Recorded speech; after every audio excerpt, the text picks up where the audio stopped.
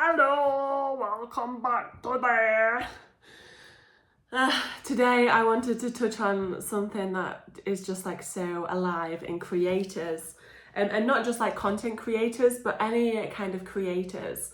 And it's like this thing of like, just like copying each other's work.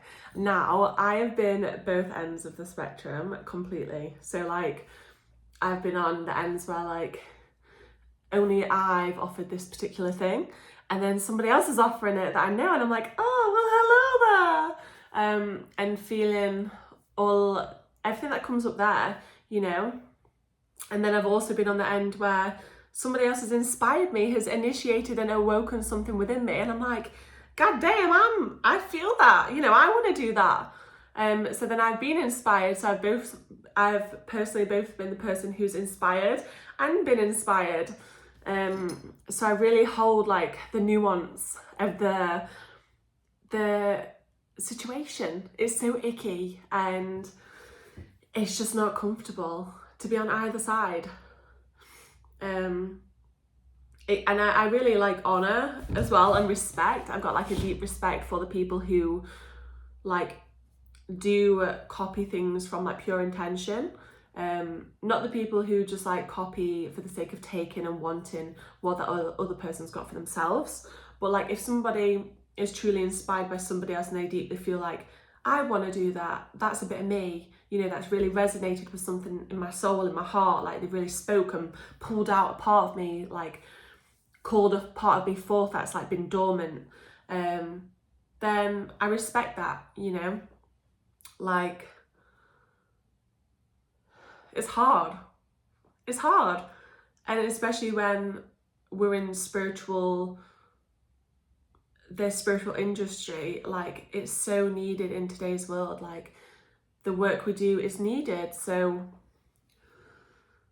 if anything, you know, it confirms the abundance of the work that's needed. And then for me, when I've been in that situation where people have copied me, it really comes down to like just trusting in myself, trusting in my uniqueness and my like energy as well, you know, and trusting also that the right people who resonate with that person will go and find them and will go and work with them. So then it's never really about competition, but it's more about just like resonance. Because then, you know, you're not competing and you never were. It was just always about people will resonate with you and people will resonate with that other person. And there might be a crossover, you know, some people might resonate with both. I've got a nice little matcha today.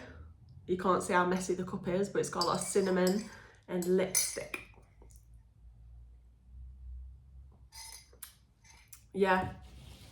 So get ready. If people aren't copying you now, I'm sure they will be one day. And I think that's how you know you're a leader. That's how you know like you're bossing shit. Like if people take inspiration from you or feel awoken or initiated by you, then damn girl, you got it going off. You know, it means you just got some good vibes going off.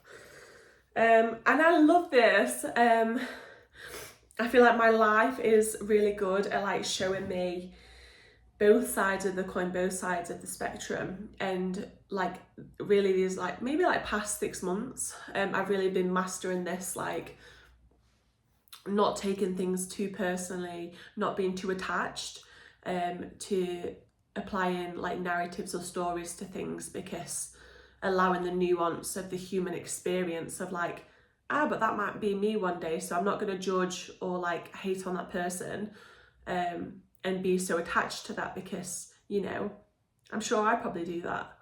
And that, you know, relates in so many different ways of like me adopting that mindset has really helped me. Because then if I was to super like criticize and judge people who've copied my work, then when I've copied other people's work, then that means, of course, the only way I'm going to respond to me copying somebody else's work is to criticize and judge myself. When I know when I've like felt inspired by other people's work, I've not copied them out of like selfishness. Well, I've not done it to hurt them, you know. Sure, there's an element of selfishness in there, but like it's not to take anything from them, you know. It's being inspired by them, And it's nuanced as well, because like a way that I learn as well, and I'm sure other people, you guys watching this video too, might learn, is through copying, it's through embodying, it's through doing the action. You know, you can tell me how to polish a fork, and you can tell me and I can listen, but I won't fucking hear you, you know, or you can show me, but that don't mean shit, you know. Well, I do like to be shown as well, but I like to do it. I like to learn through experience, and a lot of us do, because imagine if like you were just going through life like always taking everyone's advice and following exactly what everyone says. Like, your life would be so boring. You would learn nothing firsthand. I love firsthand experience. And I'm sure, you know, there's that thing there of like, you know, where you will take advice from other people. But like, life would be boring if we just always listened to everyone's directions. And who knows if that would be true for you. You might create your own way of doing it that works for you, that you wouldn't have learned if you just directly copied somebody else and watched somebody else. So I know in my heart anyway, I can't copy people like exact word for word, like step by step. I've literally tried to do that in the past. Like if I've been walking with somebody and they're like, oh, you know, it's snowing, like walk in my footsteps. I will literally walk in their indents in the snow and be fucking like tumbling over and like not finding my balance. And then I'd be like resentful. I'm like, bitch, like, I don't want to walk in your footsteps. You know, I want to make my own footprints in the snow and trust my own footing and my own landing. And that's always worked for me, this just finding my own way and finding my own steps and my own rhythms. So yeah, I feel like if you feel like a bit of like shame or guilt around like copying somebody else's things, like don't, like you're finding your feet and that's okay. Like stuff that we're speaking about anyway is just like ancient wisdom, or it's from the universe, it's from the collective, and we're all part of that collective. So is any of it really copying anyway, or is it just, you know, tapping into that hole? Who knows, you know? I'm leaving that as a rhetorical question. But yeah, whenever, like, as well, just to bring a bit of trauma informed awareness around this as well, because we're humans, you know, we've got inner child, we've got protectors, like whatever ends, both ends of the spectrum that you're on, like your inner child's, you know, maybe touched by it, and so then your protector is going to be activated. So for me, exposure therapy has always been the best like thing for me. So like if you are like copied or being copied, if you are copying or being copied and like there's a negative reaction that happens around that, I think it's always best to take action soon after, because I've had it in the past where like somebody's like shamed you for like copying, and then I've closed down and like I've shut off and not continued sharing and not felt safe to, and not wanting like so much fear coming up, and then just having to honor that, you know, it's my truth and I'm being heart-centered, I'm not trying to hurt anybody. So then, yeah, exposure therapy. So then kind of like if you've been in a car crash, like the worst thing you can do, sorry, that's my table.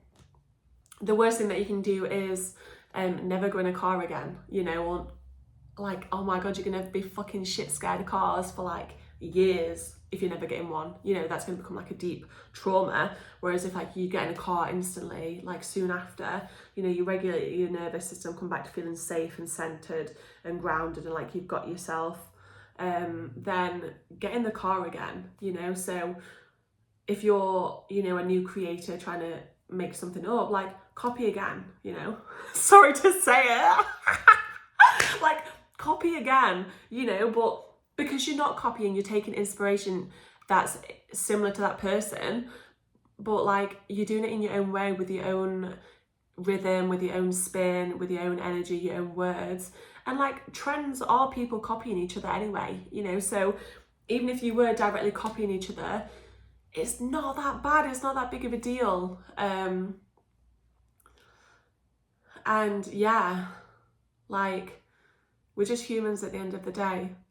We're literally just humans on a planet that spins, with other planets surrounding us, with the grass that grows, vegetables that we get to eat that sustain our bodies. Like we're bloody alive, you know, so live your life and allow yourself to be messy, allow yourself to make mistakes, because you'll find your voice. And like, if you truly are not being authentic anyway, people will know anyway, and they'll pick up on that and they'll not resonate with that. So, you know, it's no biggie anyway, like vibration doesn't lie.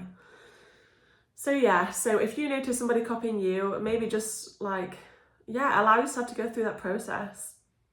Like, feel all the shit, feel the gunk, feel the, if it's telling you anything about yourself, if it's revealing any stories, you know, and allowing that to be, and just like going through your own process. And I think, you know, really sticking to your process and like not prioritizing anybody else's process or perception above your own, because like through every interaction, every relationship, every person in your life, your most important relationship is the one with yourself. So you have to care for you, you have to look after your inner child, look after your protector, and like reparent yourself and talk to yourself through these situations and comfort yourself, like give yourself what you need. Like recently I had an interaction and I felt so uncomfortable after, but I knew I had the past habit of like feeling so guilty if I'd upset somebody unintentionally, and then I'd like shame myself and self-abandon myself and try and please that other person and try and like hold them through their process and guide them through it, when actually what I've learned to do now is like, when that happens, like stick to the facts. I didn't intentionally hurt this person. I feel guilty or ashamed because I didn't mean to do it, like it was unintentional. And then I just like had a little like dance party. I had a good dance and like laughing and saying kind things to myself, because my past habit would have been to criticize and shame and put myself down and like say, oh, you don't deserve to be kind to yourself, you don't deserve to have fun because you've done this bad thing, so it means you're a bad person. And that's not true. So I was like, no hope. Like, what I say now is, you know, you're beautiful, I love you, you're still worthy of love, you're still worthy of having fun, like I'm safe, I can still share my voice, I can still be myself, like everything will work out as it's supposed to, like I'm guided by the divine, I can trust this, and just let me look after me right now. And then I put on a good song and have a dance and feel that resistance and like work through it, you know, as some people would say, somatic expression. So yeah, there's your daily nugget of wisdom, of this wild, human, creative, beautiful life. I'm in my pajama top, I'm just about to get ready. I'm getting into the habit, well I say I'm just about to get ready, I did my makeup, I just didn't get changed yet. Yeah. There we go, matey. See you again soon. Cheers. Let me get my mug. Cheers.